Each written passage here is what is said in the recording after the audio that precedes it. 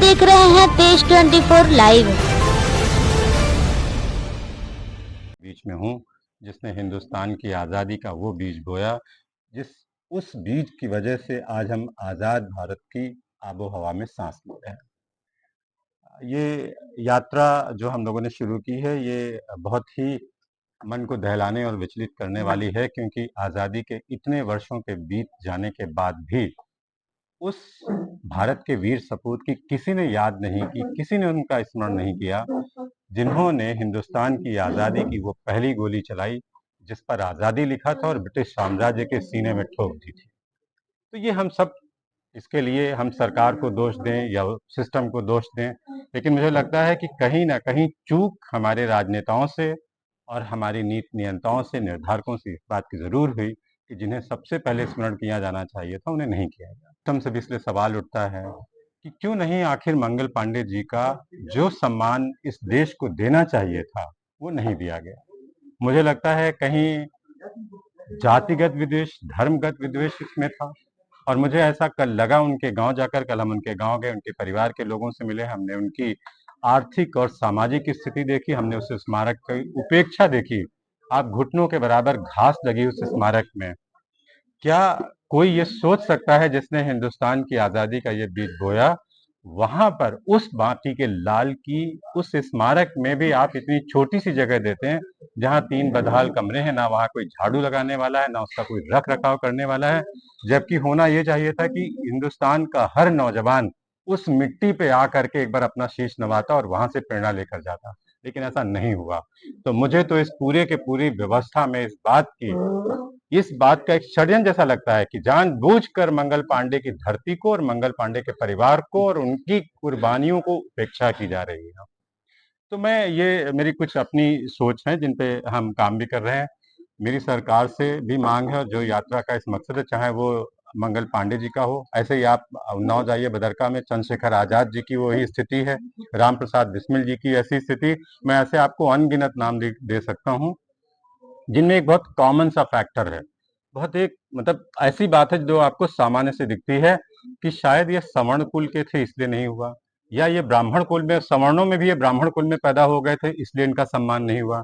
तो ये मुझे इसमें इसमें कहीं ना कहीं इस बात की षड्यंत्र, साजिश जो आपको नजर आता है कि जानबूझकर एक खास तबके को उपेक्षित किया जाना, चाहे वो हिंदुस्तान की आज़ादी की लड़ाई हो, या जब स्पेस में जाने की, अंतरिक्ष में नौबत आती है, तो पहला स्क्वाड्रन लीडर राकेश शर्मा दिखाई देता है, जब दूसरी आती है तो आपको शांतनु शुक्ला दिखाई देते हैं, लेकिन जब कभी भी व्यवस्था का कोई दोष मढ़ना होता है तो सबसे ज्यादा गाली ब्राह्मण खाते हैं। तो मेरी इस व्यवस्था से ये मांग है, एक तो मैं चाहता हूं कि हिंदुस्तान ही नहीं, विश्व की सबसे ऊंची प्रतिमा मंगल पांडे जी की बलिया जनपद में लगाई जानी चाहिए, क्योंकि अगर मंगल पांडे जी इस धरती पर अवतरित नहीं होते, तो ना गांधी जी होते, ना नेहरू होते, ना टैगोर होते, ना अम्बेडकर होते, ना लोहिया होते, देश आजाद नहीं होता, आप कोई नहीं होते। उन्होंने वो फाउंडेशन रखी, वो बुनियाद रखी, जिस पर कि हिंदुस्तान की आजादी की आगे की मंजिलें तय की गई।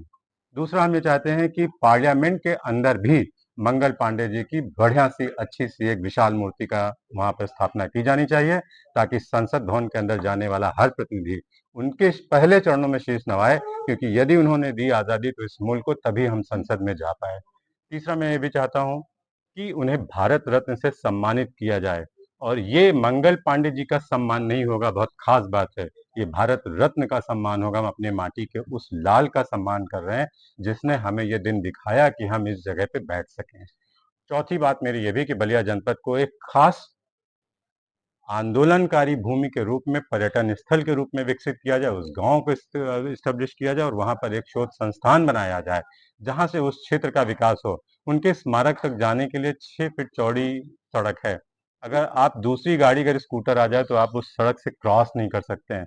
मुझे आप पूरे हिंदुस्तान में बता दीजिए एक ऐसे आदमी का नाम, ऐसे क्रांतिकारी का, जिनके स्मारक स्थल जाने के लिए इतना सकरा रास्ता। स्मारक स्थल तो है ही नहीं, वो भी तो एक जगह है, मुझे ऐसा लगता है सर जुगाड़ की बनाई हुई एक जगह पे आपने एक मूर्ति स्थापित कर दी। कल मुझे जानकर ये भी दुख हुआ कि वो सालों तक मूर्ति ऐसे ही पड़ी हुई थी, कोई उसको पूछने वाला नहीं था। उस मूर्ति को स्थापित किए जाने के पीछे भी राजनीति होती रही लगातार वर्षों तक। तो ये चीजें अगर हम वापस लौट कर लखनऊ, मुख्यमंत्री योगी आदित्यनाथ से मिलने का समय लेंगे। मैं उनके संज्ञान में भी ये बात लाऊंगा। मैं भारत के प्रधानमंत्री को भी इस बात का पत्र लिखूंगा और यदि सरकारें इस पर कोई अमल नहीं करती हैं तो प्रदेश व्यापी इस पर हम अभियान छेड़ेंगे और मैं हर घर जाऊंगा उस घर में। और मैं आपसे खुल के कह रहा हूं, मैं हर उस सवर्ण या आप चाहे ब्राह्मण के लीजिए, मैं उसके घर जाऊंगा और हम लोग अपने चाहे अंशदान से स्थापित करें, लेकिन अब मूर्ति स्थापित होगी। और जब तक मंगल पांडे जी को भारत रत्न नहीं दिया जाता है तब तक ये अभियान अनवरत चलता रहेगा। मैं तो आपसे पूछ रहा हूँ, सबसे यही कह ही रहा हूँ। मैं तो यहाँ इसलिए आया ही हुआ हूँ। मैं अगर यहाँ आया हुआ हूँ, सर आप सरकार के पार्ट हैं और आप सरकार को सपोर्ट कर रहे हैं, बिल्कुल, ये बात फोरम में रख सकते थे आप। तो मैं तो रख ही रहा हूँ। ये बात को उठानी चाहिए नहीं ताकि पब्लिक प्लेस को उठा रहे हैं आप। नहीं, पब्लिक प्लेस पे क्यों नहीं, जनता ही जनार्दन है। लोकतंत्र में जनता ही के पास सारी ताकत है।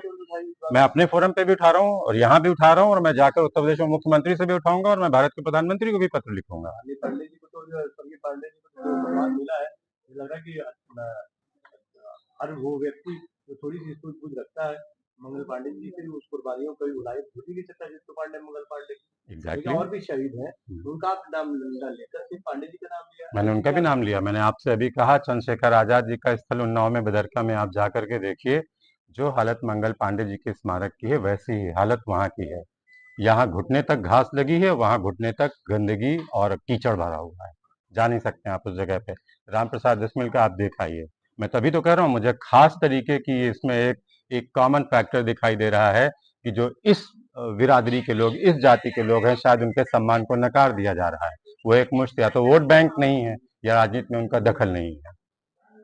आपने एक सवाल कहा है कि अगर सरकार इस बात की उपेक्षा करती है तो मैं प्राणों के पास जाऊंगा। बिल्कुल जाऊंगा। तो क्या बैकवर्ड के पास? नहीं नहीं, मैं बिल्कुल आपको खुला कह रहा हूँ। मैं बैकवर्ड के पास जाने की बात नहीं है। यहाँ तो अपमान जो हो रहा है वो उस आजादी के नायक का हो रहा है जो समर से आता है। क्यों आज इतने वर्ष लग गए, ये उपेक्षित है। मुझे आप बताइए, आप में से आप लोगों ने वो स्थल देखा होगा।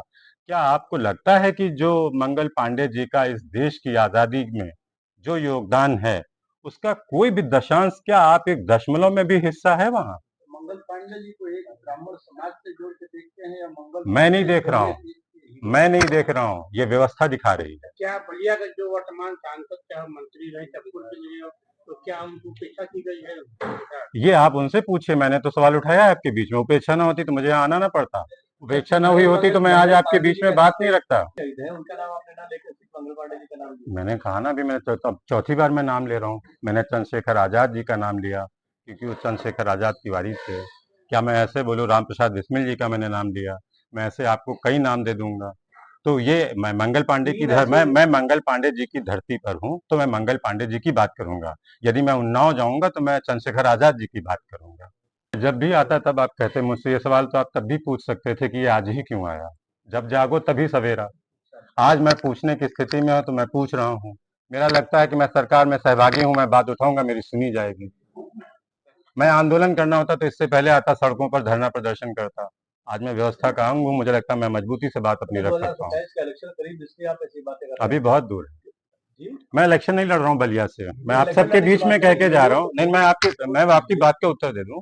मैं आपके बीच में कह के जा रहा हूँ, मेरा बलिया से इलेक्शन लड़ने का कोई इरादा नहीं है, ना ऐसी कोई महत्वाकांक्षा है और ना मेरी पार्टी को यहाँ से इलेक्शन लड़ने जा रही है। मंगल पांडे जी चूंकि आजादी के पहले नायक हैं, इसलिए मैं भी अगर कोई आंदोलन और कोई ऐसी बात है, मैं यहीं से शुरू करना चाहता हूँ। बागी बलिया की भूमि बड़ी पावन है और मैं 2012 में भी आया। आपको इस बात का भी एहसास है कि प्रश्न बहुत पहले होना चाहिए था? मैं तो कह ही रहा हूँ, मैं लेट नहीं कर रहा हूँ। मैं कह रहा हूँ ये शर्म की बात है कि हिंदुस्तान की आजादी के पहले नायक के सम्मान के लिए हमको आपसे बात करनी पड़ रही है। आपकी भी पार्टी बहुत पुरानी है। बिल्कुल है। तो बहुत पहले हमने पहले मैं उठा रहा हूँ। जब मैं आज आया हूँ उस पार्टी से, जब मैं आज उठा रहा हूँ तो मेरी पार्टी से पहले क्यों नहीं उठाया गया, ये आप पहले के किसी व्यक्ति से पूछ सकते हैं। चौधरी चरण सिंह जी से कैसे भूल हुई? नहीं, चौधरी चरण सिंह जी से कैसे भूल हुई? इसलिए कि आप पार्टी की, आपकी पार्टी पार्ट है इसकी, और आप अगर भूल हुई होती तो मैं यहाँ क्यों होता? प्रधानमंत्री 6 महीने के लिए वो रह पाए। वो तो पार्लियामेंट को भी नहीं फेस कर पाए। सुनिए, देखिए, वो तो 6 महीने के लिए रह पाए चौधरी चरण सिंह जी। उन्हें तो संसद फेस करने का भी समय नहीं मिला। और जो लोग पिछले 78 सालों से हैं, अगर मैं उनसे प्रश्न पूछ रहा हूँ तो आप मुझसे 6 महीने का प्रश्न पूछ रहे हैं। प्रधानमंत्री नहीं रहे। मुझे तो, मैं आपको ये कह रहा हूँ, मुझे तो चौधरी चरण सिंह जी के लिए भी हमारी पार्टी को कहना पड़ा, इतने वर्ष लग गए। जिनका सबसे ज्यादा योगदान है इस देश में, उनके लिए कहना पड़े विश्व का कोई ऐसा राजनेता नहीं है जिसे किसान मसीहा होने का गौरव प्राप्त हो। सिर्फ चौधरी चरण सिंह जी ऐसे हैं, एकमात्र राजनेता पूरे विश्व में जिन्हें किसानों का मसीहा कहा जाता है। उनको सरकारों ने इतने समय तक उपेक्षित रखा। वो तो एनडीए की सरकार है जिसने उनकी पूरे के पूरे कंट्रीब्यूशन को माना कि उन्होंने किसान हित में, कृषि हित में कितने कार्य किए और उन्हें भारत रत्न से सम्मानित किया। मैं उम्मीद करता हूं जैसे उन्होंने चौधरी चरण सिंह जी का सम्मान रखा है, मुझे ऐसी उम्मीद है कि मंगल पांडे जी के लिए भी वो सम्मान की हम लोग बात रखेंगे और मानी जाएगी।